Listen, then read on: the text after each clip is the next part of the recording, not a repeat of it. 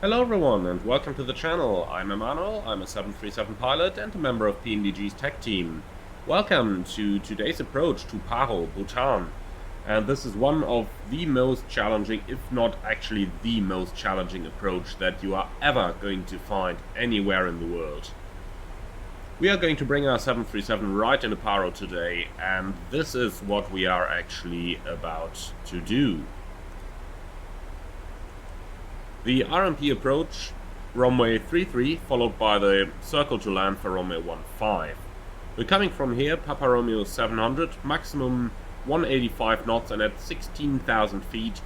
And we're gonna fly all the way via these radius to fixed points over here. And note the speed restriction of maximum 145 knots and 11,800 feet. Gonna make a left-hand turn following the valley towards the mountains, and then we're eventually going to fly over the runway, and we can see this a little bit better on the missed approach chart. So we'll fly over the runway to the left into the valley, make a 180 turn over here, and then we'll fly back towards that runway. Only a handful of pilots are actually rated to fly this approach in real life, and just to be absolutely certain, I am definitely not one of those.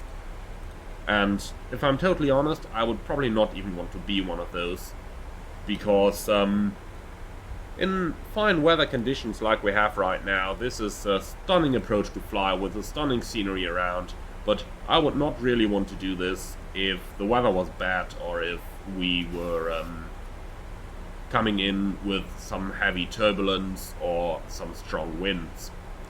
Quick look into the FMC then to see what we have. We have the 777 waypoint, 185 knots in 16,000 feet. Then we got quite a couple of radius to fixed points that Navigraph has inserted in there, so don't be surprised if you do see those. And Navigraph put those in at a time where PMDG did not have the new LNAV yet. So the airplane has a lot of successive waypoints here with a very short distance between one another, so you can see 1.1 mile pretty much everywhere here. So I do expect the wings to be rocking a little bit left and right as the airplane tries to establish itself on the track. So that's pretty much the approach that we are about to do.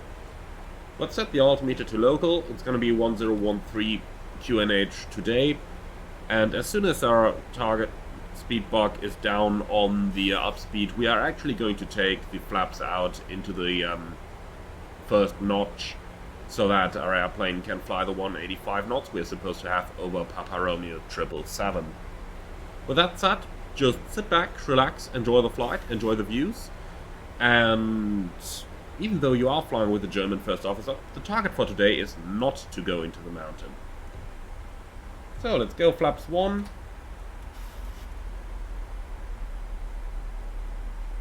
And a small final note here from myself.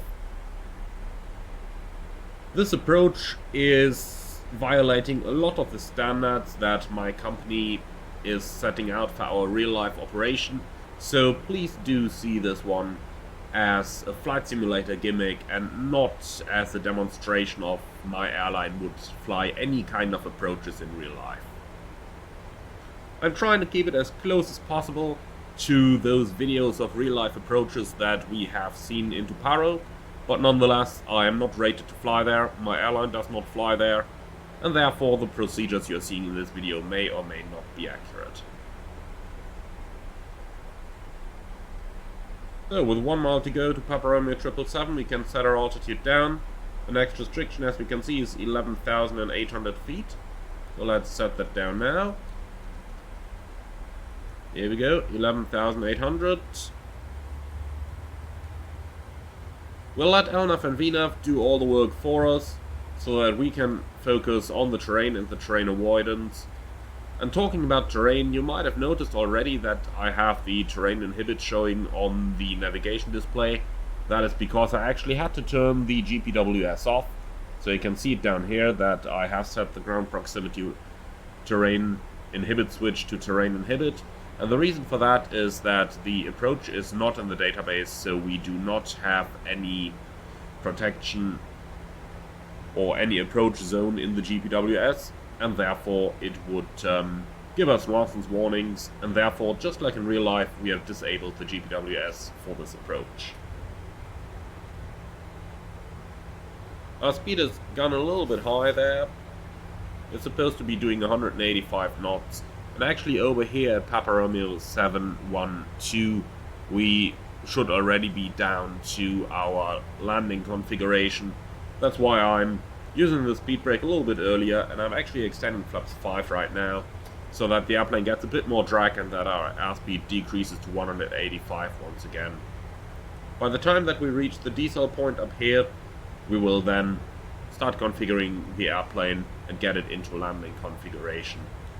In case you're wondering why we are reducing our airspeed so slowly, we are doing this because the turns that we are about to make inside the valleys are so incredibly tight that we just have to be at such a slow airspeed when we make them.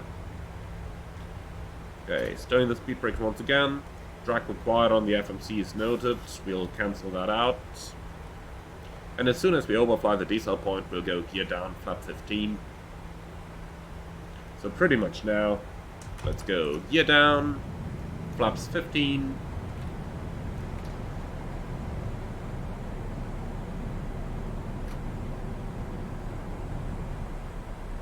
And start with the landing checklist.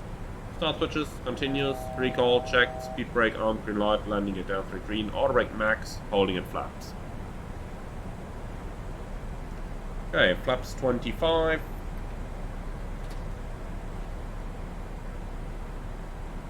Again, VNAV is doing a very nice job here, resetting the speed book every time it's necessary.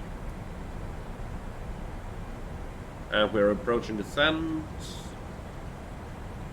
9,800 feet, which is the final restriction, as we can see over here, 9,850.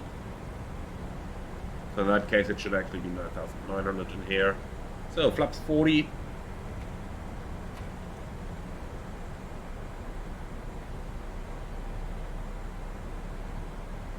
You can note the speed book coming down here as the flaps are passing through the respective settings. And here we go.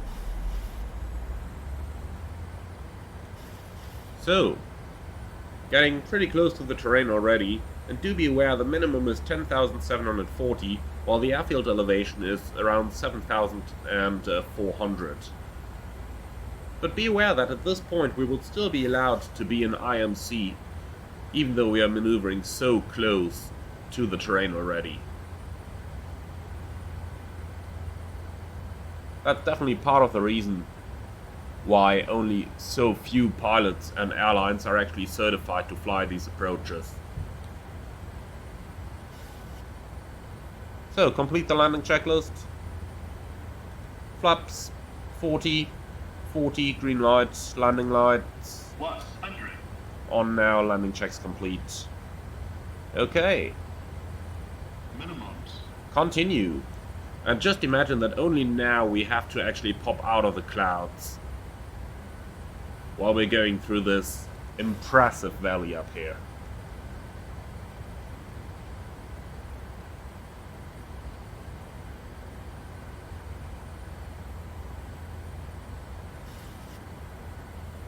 On the next turn you will very well see why we have to fly such a low speed over here. This is taking us really close to the mountain over here, and only in the last moment we are actually going to make a right-hand turn towards the airport. We can see the airport over there already. We'll now go left into the valley, fly around it, and then come back with a circling for Romeo 15. Plus 100. Okay, VNAV alt is on. 2,500. Now we're turning to the final. Staying clear of any terrain on the left-hand side here.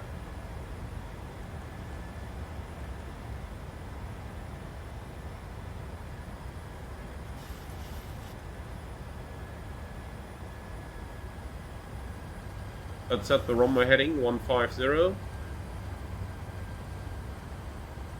Here we go.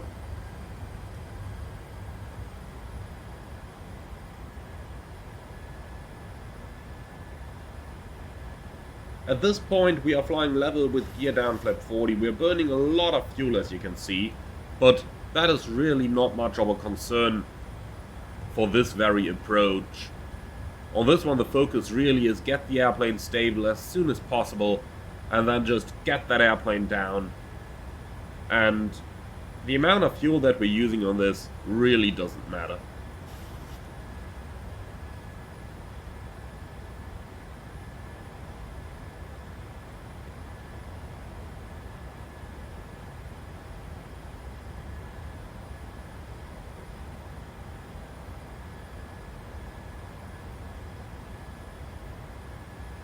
Okay, disconnecting autopilot.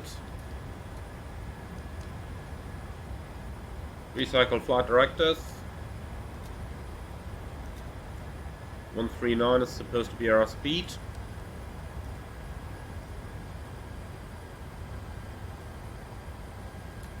Auto throttle off. From here we'll take it manually. For now we are going to maintain our altitude as we fly around this mountain over here. To the left, into the valley, and then we'll make our 180-degree turn over here and come back.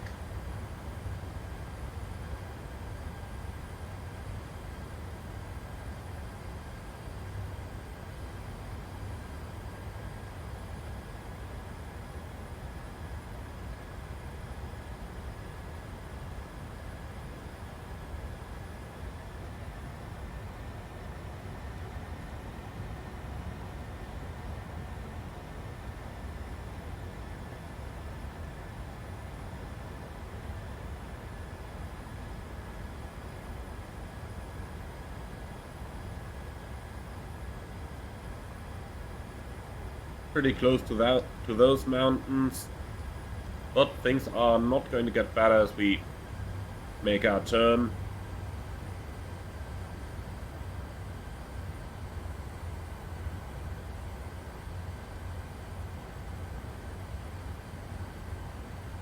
So, time to start our descent.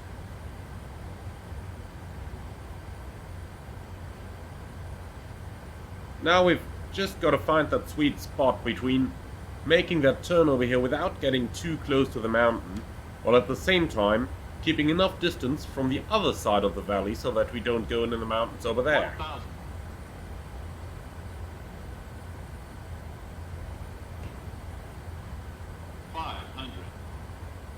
So just look over here. That looks pretty good to me. Just be sure, keep that speed, keep that bank angle, and most importantly, keep the craft turning so that you're actually making that turn within the valley. Ideally, you're going to get out just above that river over there, and this actually looks pretty good to me.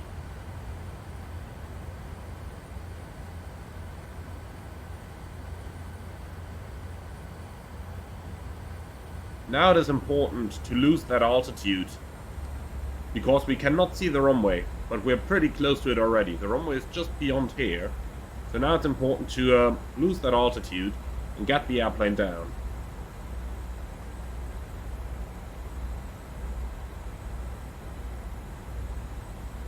On this approach, I'd rather be a little bit low and fly at a shallow angle, because our rate of descent on the final is going to be quite large anyway. Just look at the difference between the indicated airspeed of 140 and the true airspeed of 160 right now. So, fuel comes into view on the right hand side.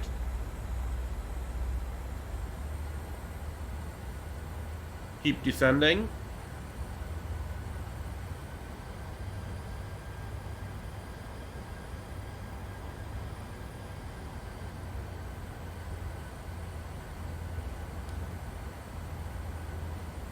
Now it's a pretty narrow runway, so I might just descend a bit too fast on the final. And here we go. Sink rate.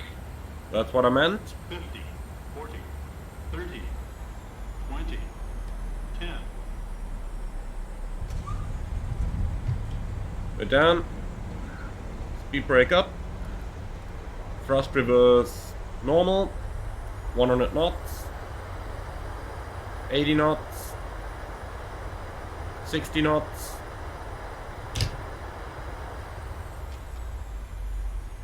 And for the purpose of the video, we'll stop the airplane right on the runway. So that's it, we've made it all the way into Paro. Thank you very much for watching, everyone. I hope that you've enjoyed this one. If you did, like, comment and subscribe. And if you really want to support the channel, you can do so through the Buy Me a Coffee link that you can find in the video description below, or by leaving any of the super thanks that YouTube is offering. If you do want to become a permanent supporter, consider the Patreon page that you can find in the video description as well. For now, thank you very much for watching. I really hope you enjoyed this one, and I'm looking forward to see you all again on the next one.